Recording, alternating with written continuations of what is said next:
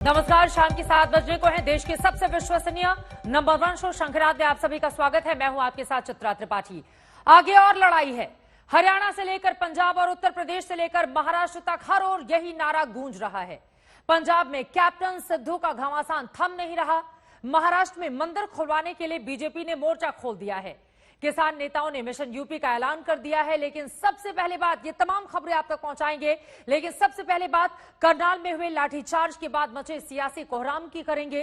किसान नेता एसडीएम पर कार्रवाई की मांग पर अड़े हुए हैं, लेकिन मुख्यमंत्री कानून का हवाला देकर अधिकारी का बचाव कर रहे हैं। ऐसे में सरकार और किसानों के बीच की जंग और ज्यादा बढ़ गई है और इसी वजह से हमने आज कार्यक्रम का नाम दिया है आगे और लड़ाई है। ये रिपोर्ट देखिए।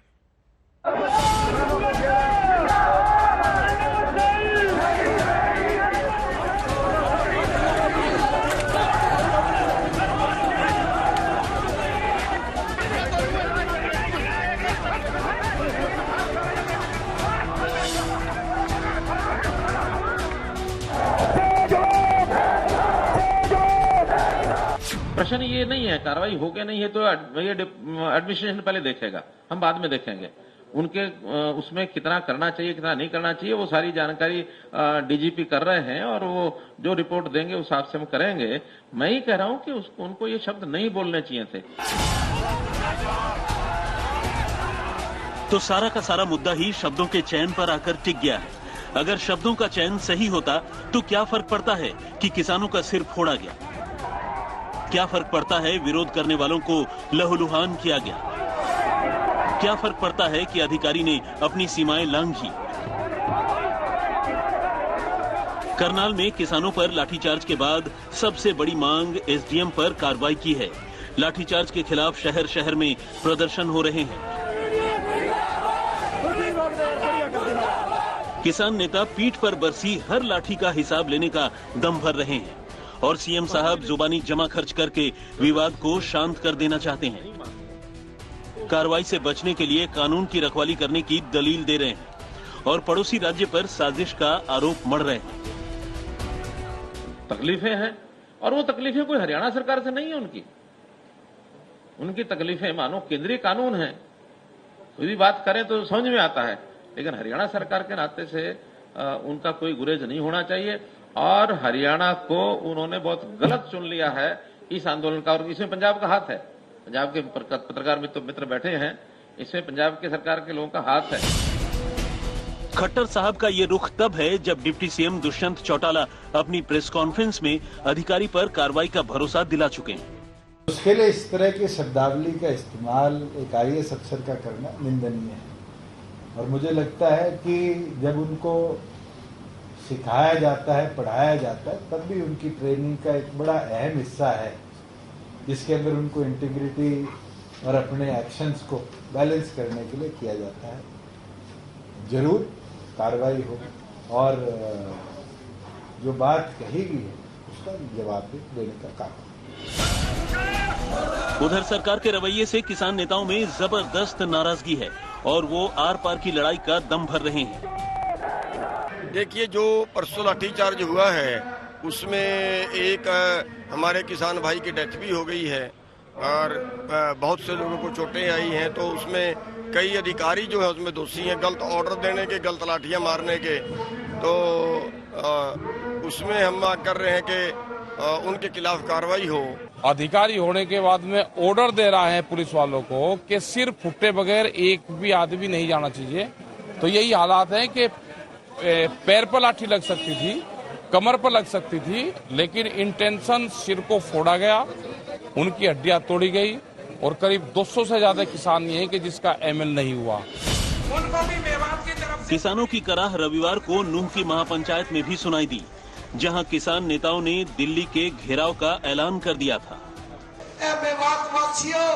तैयार हो जाओ, इस दिल्ली को घेरना होगा, इस दिल्ली का गला दबाना होगा, इस दिल्ली का सांस बंद करना होगा।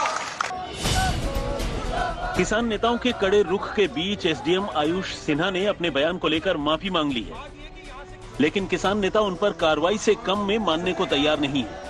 कृषि कानूनों के विरोध के नाम पर हो रहे आंदोलन में पहले भी हरियाणा पुलिस और प्रदर्शनकारियों के बीच भिड़ंत हुई है, लेकिन करनाल के घरौंदा टोल प्लाजा पर हरियाणा पुलिस के एक्शन ने सरकार और किसान संगठनों के बीच चल रही जंग को और तेज कर दिया है। चंडीगढ़ से मंजीत सहगल के साथ आज तक ब्यूरो।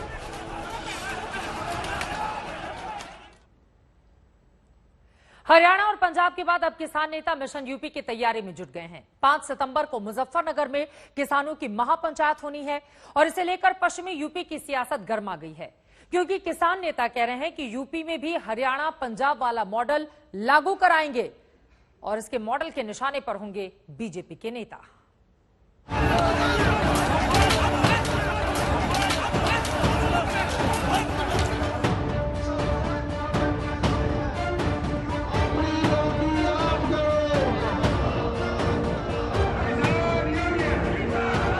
क्या करनाल में किसानों पर हुए लाठीचार्ज ने आंदोलन को नया बल दे दिया है?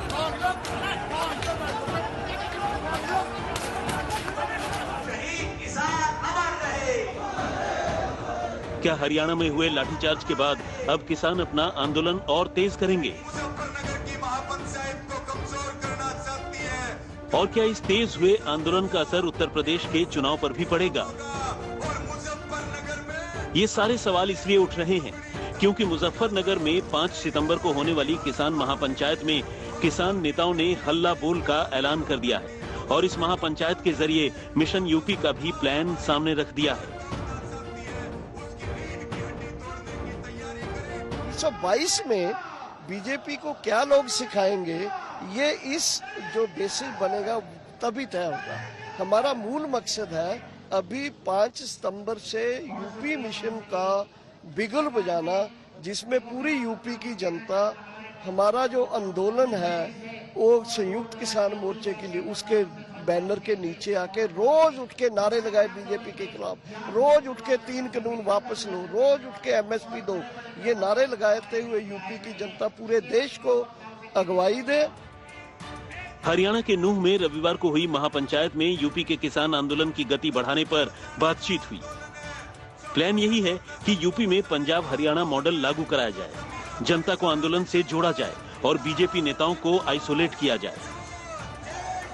जो मेन मकसद है यूपी में वो ये है कि यूपी के जन को, यूपी के जनता को आंदोलन में ले आना, और आंदोलन के लिए हमारा एक पंजाब हरियाणा मॉडल हम बोलते हैं उसको, वो है कि बीजेपी का बॉयकॉट करना, ब्लैक फ्लैग आइसोलेट करना लोगों से, नंबर 1, लोगों को टैक्स मुक्त करना ये टोल प्लाजा से।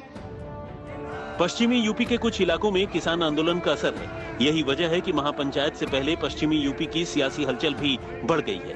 राष्ट्रीय लोकदल के अध्यक्ष जयंत चौधरी के इस ट्वीट को देखिए, कैसे वो महापंचायत से हफ्ते भर पहले संयुक्त किसान मोर्चा के समर्थन का ऐलान कर रहे हैं। एक सप्ताह है, 5 सितंबर मुजफ्फरनगर में संयुक्त किसान मोर्चा की किसान पंचायत है। इस प्रयास को मेरा और राष्ट्रीय लोकदल का पूरा समर्थन है और सभी से आग्रह है कि वो पहुंचे और विरोधियों को अपनी ताकत का एहसास कराएं। किसान नेता भी यूपी के चुनाव में अपनी ताकत दिखाने की कोशिश में है और दावा है कि किसी भी सूरत में किसान आंदोलन से पीछे हटने को तैयार नहीं। किसान और संयुक्त किसान मोर्चा इस तरह की हरकतों को बर्दाश्त नहीं करेगा। पुलिस कुछ भी कर ले, हमारे कितने भी साथियों का सर फोड़ ले, किसान आंदोलन में डटे रहे हैं, डटे रहेंगे। यूपी में चुनावी सरगर्मी के बीच किसान आंदोलन का मुद्दा पहले भी गर्मा चुका है। कुछ समय पहले राकेश टिकैत ने तो दिल्ली की तर्ज पर लखनऊ के घेराव का ऐलान कर दिया था। इसको भी दिल्ली बनाएंगे, लखनऊ को भी। आज चारों तरफ से घेर घार के बटेंगे, वो टाइम भी आओगे जब इसको भी घेरेंगे। देश की राजधानियों को दिल्ली बनाना पड़ेगा। जो स्टेट की राजधानियां हैं, धीरे धीरे ऐसे प्रोटेस्ट वहां पे भी करने पड़ेंगे। लेकिन तब खुद सीएम योगी ने चेतावनी भरे अंदाज में कहा था कि प्रदेश की कानून व्यवस्था बिगाड़ने वालों से कड़ाई से निपटा जाएगा। 5 सितंबर से किसानों के आंदोलन का नया केंद्र पश्चिमी यूपी बनने जा रहा है, जिस पर सियासत बढ़नी तय है। आज तक ब्यूरो। अब महापंचायत से मिशन यूपी का आगाज करेंगे उस तरफ किसान, तो उधर दूसरी तरफ पंजाब कांग्रेस की कलह दिनों दिन बढ़ती जा रही है। अगले ही साल प्रदेश में चुनाव होने हैं, लेकिन सिद्धू और कैप्टन एक दूसरे के खिलाफ मोर्चा खोले हुए हैं। पार्टी की इस कलह में अब सिद्धू के करीबी भी उतर आए हैं और उनके निशाने पर है प्रभारी हरीश रावत।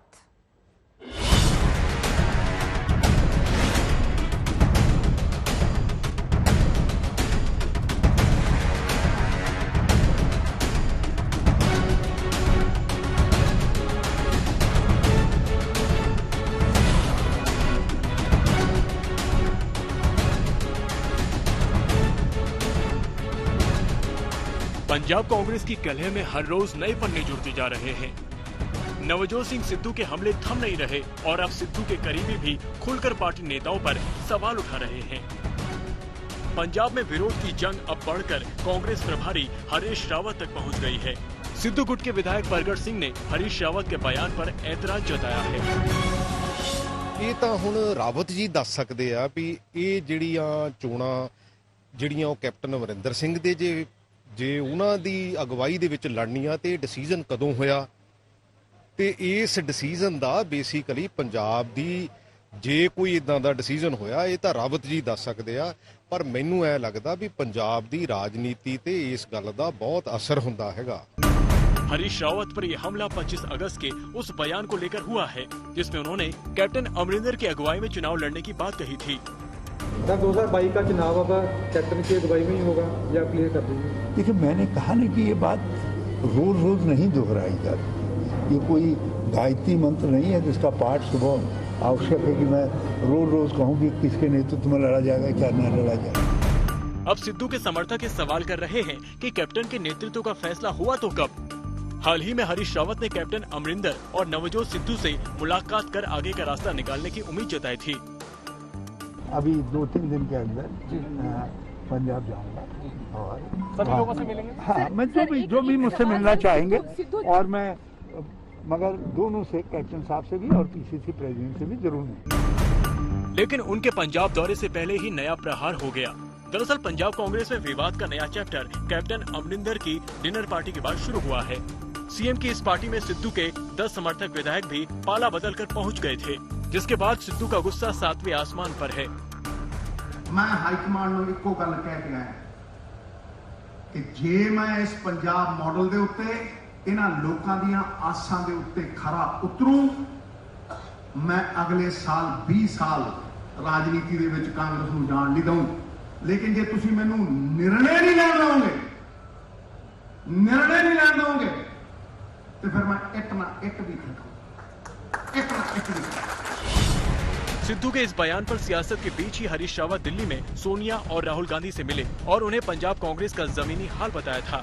माना जा रहा है कि पंजाब अध्यक्ष की कमान मिलने के बाद सिद्धू विधानसभा चुनाव तक शांत बैठेंगे, लेकिन पद मिलने के बाद कैप्टन और सिद्धू की तकरार और तीखी हो गई है और अब सिद्धू के समर्थक भी खुलकर कैप्टन के खिलाफ मैदान में उतर आए हैं। पंजाब से सतेंद्र सिंह चौहान के साथ आज तक ब्यूरो।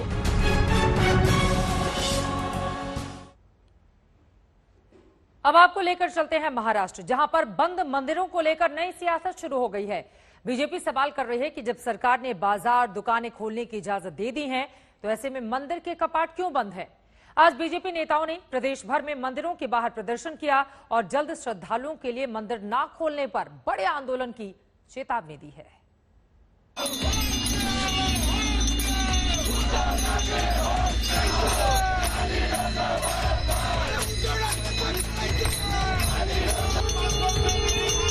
त्योहारों की शुरुआत होते ही महाराष्ट्र की सियासत में नए टकराव की शुरुआत हो गई। मुद्दा आस्था का है, सवाल मंदिर बंद होने का है और बीजेपी इसे लेकर शहर शहर में प्रदर्शन कर रही है। मुंबई से लेकर पुणे, औरंगाबाद से लेकर ठाणे, हर जगह बीजेपी नेता और कार्यकर्ता मंदिरों के बाहर प्रदर्शन के लिए पहुंचे और सवाल किया कि जब महाराष्ट्र में बाजार खुल सकते हैं, बार खुल सकते हैं, तो श्रद्धालुओं के लिए मंदिर के कपाट क्यों बंद है। भारतीय जनता पार्टी शंखनाद आंदोलन कर रही है। इस गवर्नमेंट को सुनाई नहीं देता, दिखाई नहीं देता, पूरे राज्यों को खड्डे में डालने वाले हैं, लोगों की भावनाओं का अनादर करने वाले हैं। इसलिए शंखनाद का आंदोलन चला और जिस मंदिर के सामने आंदोलन करेंगे उस मंदिर को खोलकर मंदिर में जाकर प्रार्थना करना चाहिए। यह सविनय कायदे भंग है, सविनय, बहुत नम्रता से कायदे का भंग कर रहे हैं। मुंबई में बीजेपी नेता सुधीर मुनगंटीवार बाबलूनाथ मंदिर पहुंचे, कार्यकर्ताओं के साथ मंदिर में दाखिल होने की कोशिश की और इस दौरान यहां जमकर हंगामा हुआ। मुंबई में भारतीय जनता पार्टी ने कई जगहों पर आंदोलन रखा। ये आंदोलन खासकर मंदिर के बाहर रखा गया था। बाबुलनाथ मंदिर के कुछ दूर पर सुधीर मुनगंटीवार बीजेपी नेता यहां पर मौजूद है और वो बाबुलनाथ मंदिर की तरफ इस वक्त जा रहे हैं। बीजेपी का कहना है कि जो धर्म स्थल है महाराष्ट्र में वो खोले नहीं जा रहे हैं। वैक्सीनेशन की कंडीशन लगाई जा सकती है, आरटीपीसीआर कंडीशन लगाई जा सकती है, लेकिन कोई भी कंडीशन ना लगाते हुए जो मंदिर है और जो त्योहार हैं उन पर बंधन लगाया जा रहा है। पुलिस ने हिरासत में लिया तो महाराष्ट्र सरकार की तुलना दानवों से कर दी।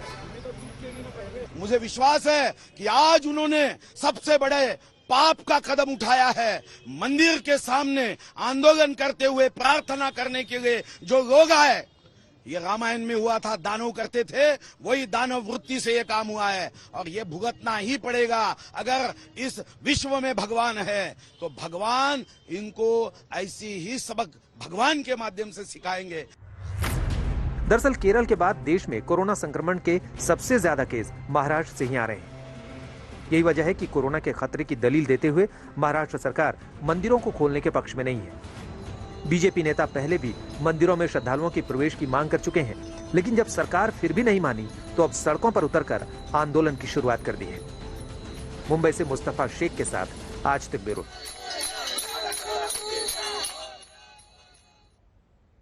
उधर उत्तर प्रदेश के फिरोजाबाद में वायरल फीवर और डेंगू का कहर बरपा हुआ है। बीते 10 दिनों में यहां 32 बच्चों समेत 39 लोगों की मौत हो गई है। ऐसे हालात में स्थिति का जायजा लेने के लिए मुख्यमंत्री योगी आदित्यनाथ आज फिरोजाबाद पहुंचे।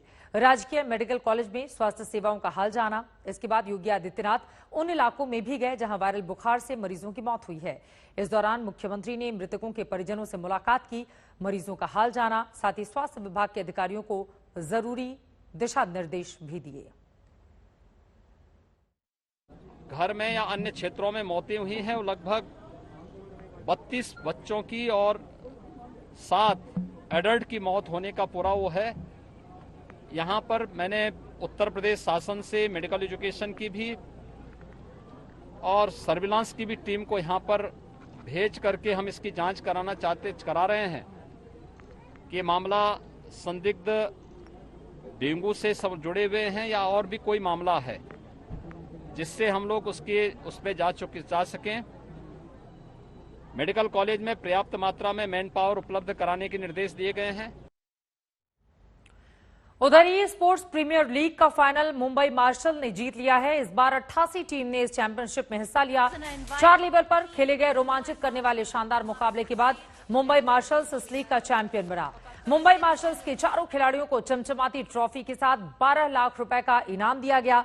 वहीं बैंगलोर बैलिस्टिक्स की टीम ई टूर्नामेंट में दूसरे नंबर पर रही। बैंगलोर की टीम के खिलाड़ियों को 6 लाख की राशि दी गई। ये एक इतना well accepted competition, well organised competition भी बन सकता है। देश में मुझे लगता है पहली बार इस तरह की शुरुआत हो रही है। आई कांग्रेचुलेट द टीम। तो ये कोई बहुत बड़ी बात नहीं है कि आज से 5 से 10 साल के अंदर अंदर आप जो भी हमारे विनर्स बैठे हैं, इनके आगे की जनरेशन ये पूछने लगी कि क्या इस देश में ऐसी जनरेशंस भी होती थी जो कभी स्पोर्ट्स नहीं खेलती थी? क्या सिर्फ फील्ड में गेम खेले जाते थे? अब क्योंकि आप लोग आगे बढ़ गए हैं, तो every government has to follow what the generations are doing, where the generations are leading. So I can promise from this stage कि हम दिल्ली में स्पोर्ट्स को बढ़ावा देने के लिए whatever is required and whatever can be done, we'll do it. E-sports was a very big trend even before Corona, but during Corona and with lockdowns, it has become even bigger. It's also a sport which is immune from Corona lockdowns, and they have such a cool trophy. What's not to like about e-sports? ये तस्वीरें अपने आप में बेहद खास हो जाती हैं। यकीनन खिलाड़ियों का उत्साह बढ़ा हुआ है, क्योंकि हम सब जानते हैं कोरोना के जिस तरह की 2 लहरों का हम सब ने सामना किया है, उसके बाद इस तरह के इवेंट को ऑर्गेनाइज करना अपने आप में काफी चैलेंजिंग रहा। लेकिन ई स्पोर्ट्स प्रीमियर लीग का फाइनल मुंबई मार्शल्स ने जीत लिया है। पूरी तरह से शानदार तरीके से इस खेल का आयोजन किया गया था। 88 टीमों ने इस चैंपियनशिप में हिस्सा लिया था और जैसा कि मैंने आपको बताया, 4 लेवल पर खेले गए इस रोमांचित करने वाले शानदार मुकाबले के बाद मुंबई मार्शल्स इस लीग का चैंपियन बना। इन खिलाड़ियों ने बहुत मेहनत की थी और उसके बाद किस तरह से उत्साहित ये दिखाई दे रहे हैं। तस्वीरें आपके सामने हैं। मुंबई मार्शल्स के चारों खिलाड़ियों को चमचमाती ट्रॉफी के साथ 12 लाख रुपए का इनाम भी मिला। अफगानिस्तान के 33 प्रांतों पर कब्जा कर चुके तालिबान के लिए पंजशीर गले की हड्डी बन गया है। पंजशीर में अपनी दाल गलती ना देखकर तालिबान बौखला गया है।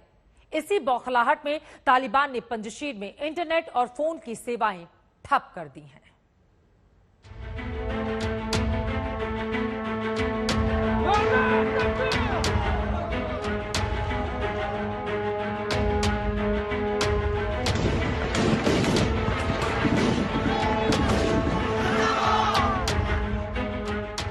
छटपटा रहा है तालिबान।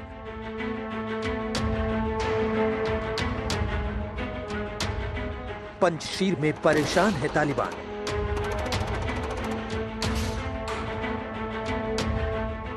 पंजशीर में तालिबान का नया पैतरा।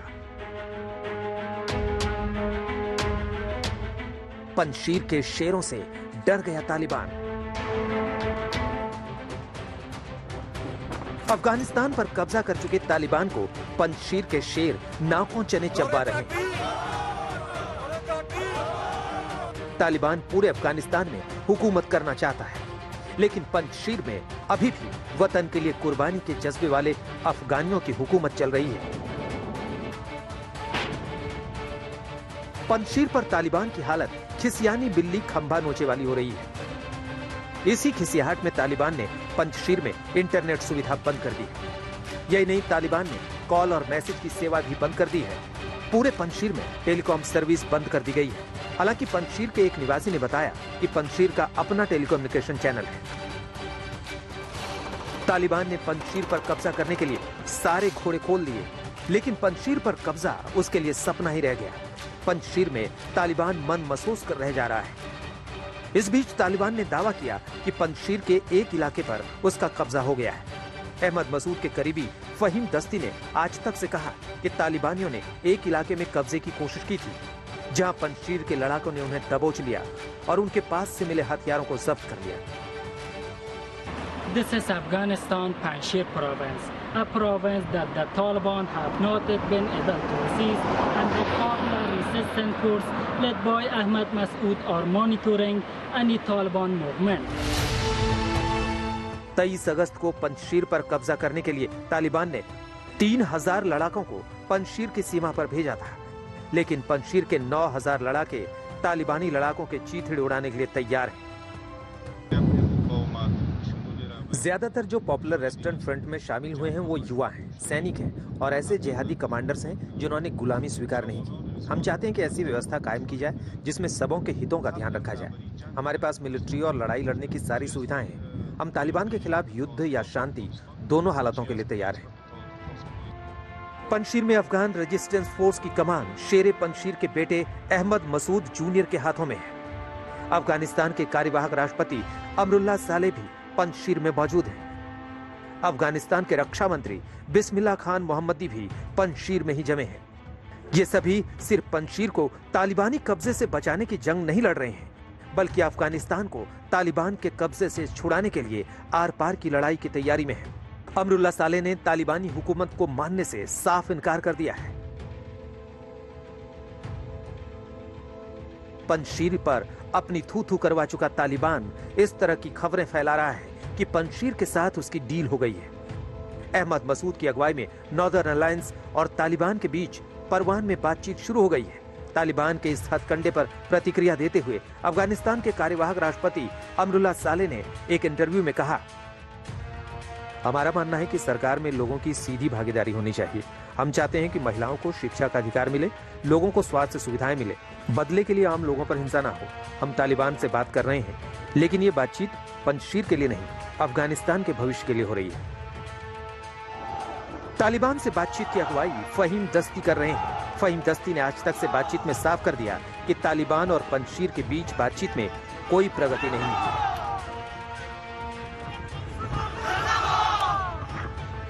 अहमद नवीद कवैश, पंजशीर आज तक। अब सवाल यह है, आखिर क्यों तालिबान पंजशीर के विद्रोहियों के आगे पस्त हो गया है? क्यों पंजशीर से लड़ाई के नाम पर ही उसकी हालत पतली हो जाती है? आखिर क्यों पंजशीर तालिबान के लिए इतना अहम है? ये सवाल आपके जहन में होंगे और इसीलिए हम आपको बताते हैं पंजशीर की 10 खासियत जिसकी वजह से वो अजेय और अभेद्य बना हुआ है। आप देख पा रहे हैं करीब 120 किलोमीटर में विस्तार है, इसका दुर्गम इलाका है, इसी वजह से काफी ज्यादा मुश्किल तालिबानियों के लिए, हालांकि उनकी नजर लगातार इस पर बनी हुई है। पंजशीर को लेकर अलग अलग दावे भी किए जा रहे हैं, लेकिन यहां पर उसके लड़ाके पूरी तरह से मुस्तैद हैं। पंजशीर के चारों ओर 9008 फीट ऊंची चोटियां हैं और इस लिहाज से देखा जाए तो तालिबान वहां पर अपने आप को उस तरह से स्ट्रांग नहीं कर पाया जितने 800 फीट, जैसा कि आप देख पा रहे हैं 9800 फीट ऊंची चोटियां हैं वहां पर। इसी वजह से तालिबान के लिए इस इलाके में खासतौर से मुश्किलें आती हैं। ऊंचे पहाड़ों के रास्ते तालिबान का घुसना वहां पर मुश्किल होता है और इसीलिए उसको वो कामयाबी नहीं मिल पाती जो अफगानिस्तान के दूसरे हिस्सों में तालिबान ने हासिल की है, खासतौर से काबुल और उसके आसपास के इलाकों में हम सब ने देखा है। अगली बड़ी बात आपको बताते हैं कि आखिर अजेय अभेद्य क्यों बना हुआ है पंजशीर और यहां पर तालिबान की दाल आखिर क्यों नहीं गल रही है? पंजशीर में 9000 विद्रोही सैनिक मौजूद हैं जिन्होंने दम करके रखा है तालिबानियों की नाक में और इसी वजह से उन्होंने अपने आप को जिस तरीके से संगठित कर रखा है उसके आगे तालिबान अपने आप को कमजोर पाता है। उसकी कोशिशें लगातार इस बात की जा रही हैं कि पंजशीर में वो अपनी पैठ जमाए, लेकिन वहां के विद्रोही ऐसा होने नहीं दे रहे हैं। 1996 से साल 2001 में भी पंजशीर तालिबान के कब्जे के बाहर था। 1996 से 2001 में सत्ता थी तालिबान की अफगानिस्तान में, लेकिन पंजशीर ये वो इलाका है जो उस समय भी तालिबान के कब्जे से बाहर था, यानी कि उस समय भी यहां के लड़ाके काफी मजबूत थे और तालिबान वहां पर टिक नहीं पाया था। ये वो दौर था 1996 से 2001 का और मौजूदा वक्त में भी यानी कि 2021 में भी तालिबान वहां पर नहीं खड़ा हो पा रहा है। 1996 से 2001 तक तालिबान विद्रोहियों का नॉर्दर्न अलायंस वहां पर बना हुआ था। यकीनन जिस तरह का इलाका, जिस तरह की तस्वीरें सामने आ रही हैं और उन सब ने कमर करके कस के रखी हुई है कि वहां पर फिलहाल तालिबान को अपने पैर मजबूत नहीं करने देंगे। 2001 में पंजशीर घाटी को प्रांत का दर्जा हासिल हुआ, लेकिन वहां की स्थिति चाहे भौगोलिक तौर पर चाहे वहां के लोग वो बिल्कुल अलग और अलहदा हैं, इसीलिए चंद लोग तालिबान के लिए मुश्किलें पैदा कर रहे हैं। पंजशीर में पन्ना, रूबी, नीलम, क्रिस्टल का भंडार पाया जाता है, इस लिहाज से ये पूरा का पूरा इलाका पंजशीर का महत्वपूर्ण हो जाता है। अफगानिस्तान से निर्यात में पंजशीर की 35% की हिस्सेदारी है।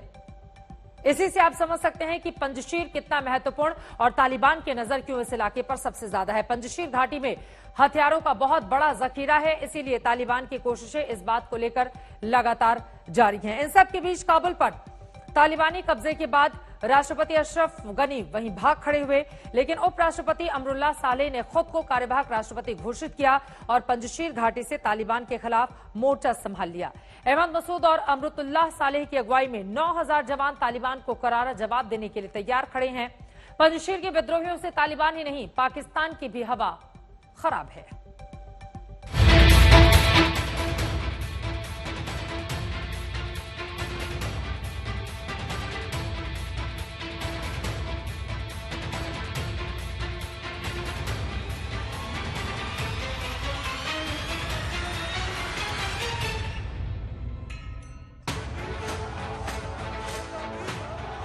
हौसला हो तो पंजशीर वालों जैसा, चैलेंज हो तो पंजशीर वालों जैसा। तालिबान भी सोच रहा है कि उसका असली पाला तो पंजशीर के शेरों से पड़ा है। अफगानिस्तान में पंजशीर के तालिबान विरोधी लड़ाकों की इरादे काफी बुलंद है और उन्होंने तालिबान से लड़ने की कसम खाई है। पंजशीर के लड़ाकों का कहना है कि अगर तालिबानियों ने पंजशीर में घुसने की जुर्रत की तो उनका चेहरा जमीन पर रगड़ देंगे। जी हाँ, ये उस तालिबान को खुला चैलेंज है जो काबुल में कोहराम मचा रहा है, महिलाओं पर जुल्म ढा रहा है, अफगानिस्तान में नए नए फरमान जारी कर रहा है। कंधार से लेकर काबुल तक तो तालिबानी सल्तनत चल रही है, लेकिन अफगानिस्तान के पंजशीर प्रांत में तालिबान की सारी ताकत, सारी अकड़ ढीली पड़ जा रही है, क्योंकि पंजशीर के लड़ाकों ने तालिबान को खदेड़ने की सबसे बड़ी कसम खाई है। आज हम आपको दिखाएंगे कि क्यों तालिबान की पंजशीर के सामने बोलती बंद हो जाती है। हम आपको दिखाएंगे कैसे पंजशीर तालिबान को सीधे युद्ध की चुनौती दे रहा है और तालिबान समझौते की बात कर रहा है। तो आइए आपको दिखाते हैं।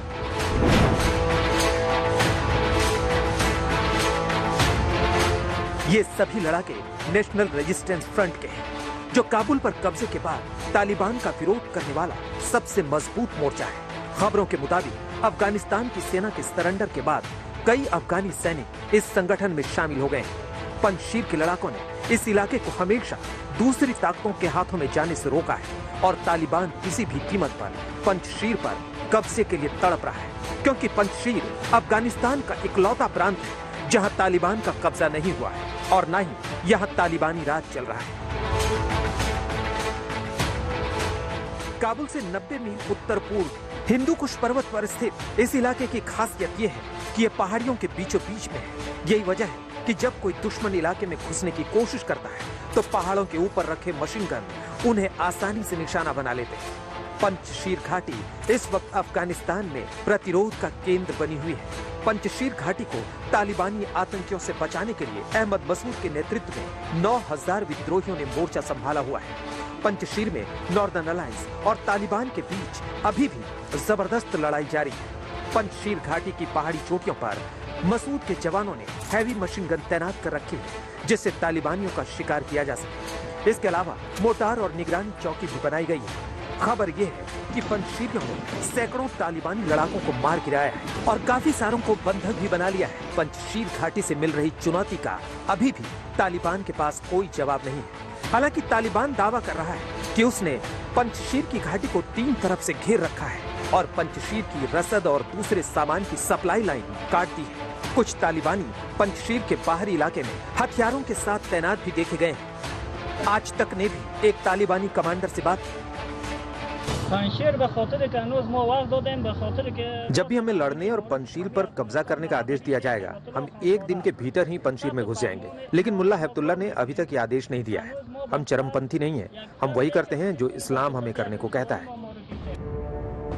लेकिन पंजशीर की रखवाली सिर्फ उसके लड़ाके ही नहीं करते हैं, बल्कि उसकी हिफाजत में आसमान चूमते 5-5 पर्वत तैनात हैं। अगर तालिबानी की रत्ती भर भी पंजशीर पर कब्जा करने की औकात होती तो वो कब का कब्जा कर चुका होता। लेकिन कुदरत के भूगोल ने पंजशीर को ऐसा रक्षा कवच दिया है जिसके सामने तालिबान को हार माननी पड़ रही है। पंजशीर के अंदर तालिबान को ललकारने वाले अहमद शाह मसूद के बेटे अहमद मसूद का समर्थन बढ़ता ही जा रहा है। तालिबान के खिलाफ लड़ने वाले पूर्व कमांडर उनके दस्ते में शामिल हो रहे हैं। अहमद मसूद ने खुद इस बात की पुष्टि की है।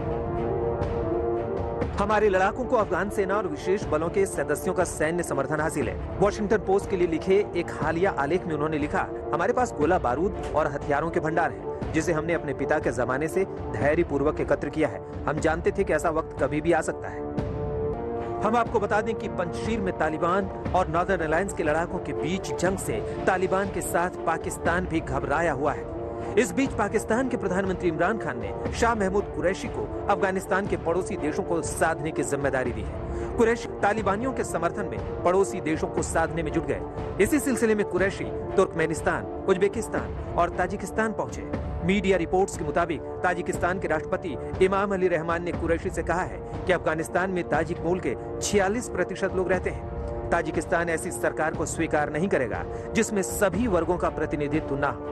उन्होंने आरोप लगाया कि अफगानिस्तान में ताजिक मूल के लोगों को निशाना बनाया जा रहा है। पंजशीर घाटी में भी ज्यादातर ताजिक लोग ही रहते हैं। एक अनुमान के मुताबिक अफगानिस्तान की 1/4 आबादी ताजिक मूल की है। आज तक ब्यूरो।